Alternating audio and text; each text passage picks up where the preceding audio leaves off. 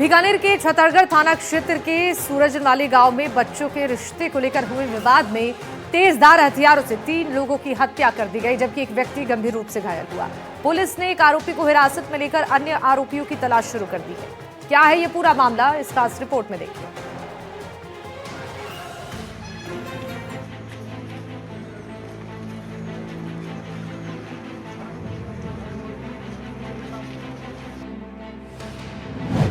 सुरजनवाली गांव में triple murder से सनसनी।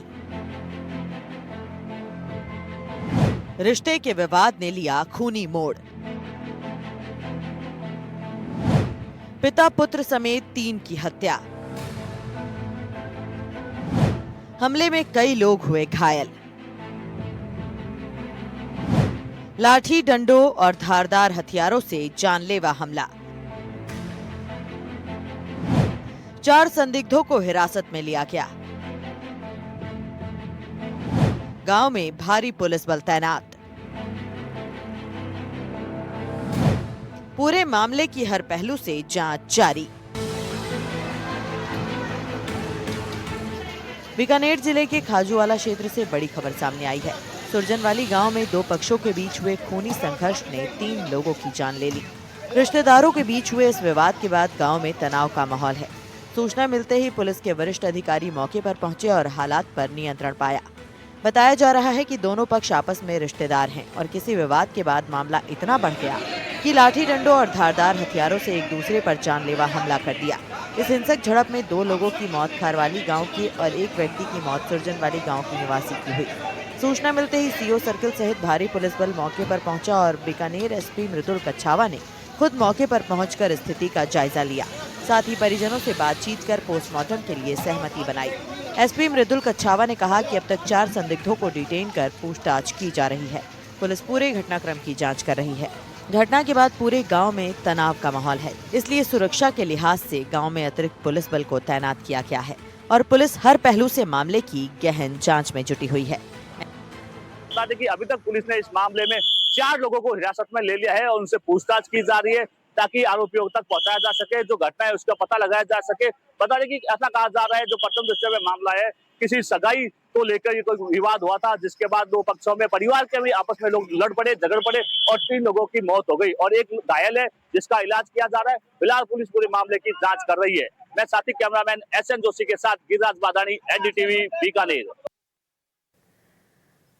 हरियाणा के डबवाली में PCP-NDT टीम ने मरीज बनकर दलाल तक पहुंच बनाई और फिर जो खुलासा हुआ वो समाज के उस काले सच को सामने लाता है, जहां आज भी बेटियों को जन्म लेने से पहले ही मिटाने का कारोबार चल रहा है। भ्रूण लिंग परीक्षण गिरोह से जुड़े एक शातिर दलाल राकेश कुमार को गिरफ्तार किया गया है। आदतन अपराधी राकेश कुमार पूर्व में भी PCP-NDT अधिनियम के तहत पकड़ा जा चुका है। क्या है ये पूरा मामला, हम आपको दिखाएंगे हमारे इस खास रिपोर्ट में।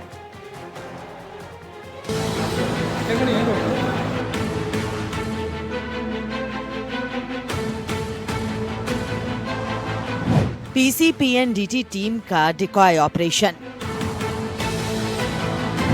6 महीने की रेकी के बाद बड़ी कार्रवाई। 100 से ज्यादा गर्भपात कराने वाला दरिंदा। फर्जी भ्रूण लिंग परीक्षण गिरोह का खुलासा। बेटी बताकर कराते थे गर्भपात। पहले भी गिरफ्तार हो चुका है आरोपी।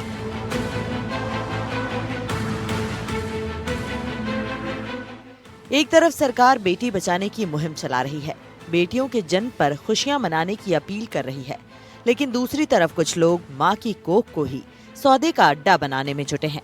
ये कहानी है एक ऐसे दरिंदे की जो गर्भ में पल रही बेटी के नाम पर परिवारों में डर पैदा करता था, उन्हें भ्रूण लिंग जांच के लिए बरगलाता था और फिर गर्भपात के काले कारोबार तक पहुंचा देता था। राजस्थान PCP-NDT सेल ने 6 महीने की लगातार निगरानी और 3 बार की रणनीतिक कोशिशों के बाद हरियाणा के डबवाली में अवैध भ्रूण लिंग परीक्षण गिरोह के खिलाफ बड़ी कार्रवाई करते हुए संगरिया निवासी एक शातिर एजेंट राकेश कुमार को गिरफ्तार किया है। आरोपी पर हनुमानगढ़, श्रीगंगानगर और बीकानेर से गर्भवती महिलाओं को हरियाणा ले जाकर अवैध भ्रूण लिंग परीक्षण कराने और गर्भ में बेटी होने की झूठी जानकारी देकर गर्भपात के लिए प्रेरित करने का आरोप है। मामले में दूसरे आरोपी की तलाश जारी है। संयुक्त निदेशक देवेंद्र चौधरी ने बताया कि एनएचएम के प्रबंध निदेशक डॉक्टर जोगाराम के निर्देशन में टीम पिछले 6 महीने से इस मामले पर नजर रखे हुए थी। पहले 2 डिकॉय ऑपरेशन में शातिर आरोपी सतर्कता से बच निकला, लेकिन तीसरी कोशिश में वो हत्थे चढ़ गया।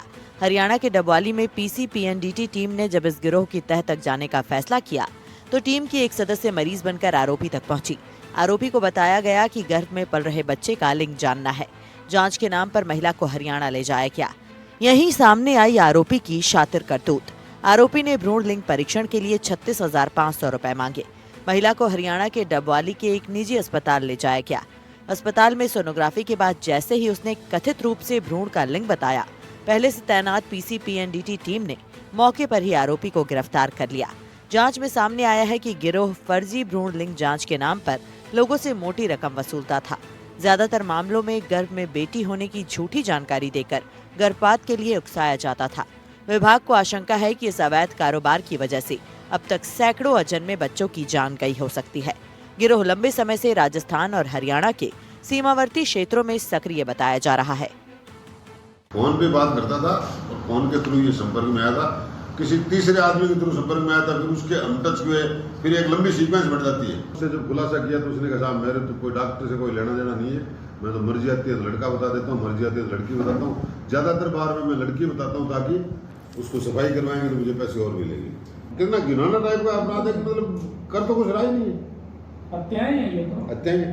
पीसीपीएनडीटी टीम की प्रारंभिक पूछताछ में आरोपित ने बताया कि अभी तक वो लगभग 100 ऐसे मामलों को अंजाम दे चुका है जो कोख में बेटी बताकर उनकी हत्या करवा चुका है, उनका अबॉर्शन करवा चुका है ताकि उसे अतिरिक्त कमाई हो। जांच में सामने आया है कि आरोपी किसी भी ग्राहक से मिलने से पहले उसकी पूरी पड़ताल करता था।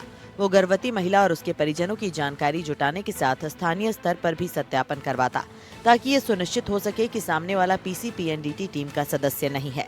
पहचान छिपाने के लिए वो आमने सामने मिलने से बचता और ज्यादातर फोन पर ही बातचीत करता था। रंगे हाथ गिरफ्तारी से बचने के लिए वो नगद राशि लेने के बजाय ऑनलाइन भुगतान लेता था। आरोपी राकेश कुमार 2019 में भी पीसीपीएनडीटी अधिनियम के तहत पकड़ा जा चुका है। उस समय उसका संगरिया में अल्ट्रासाउंड सेंटर था, जिसे कार्रवाई के बाद बंद करना पड़ा।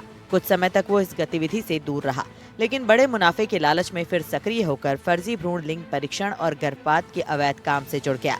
टीम ने आरोपी को रंगे हाथों दबोच लिया है और अब उससे पूछताछ के जरिए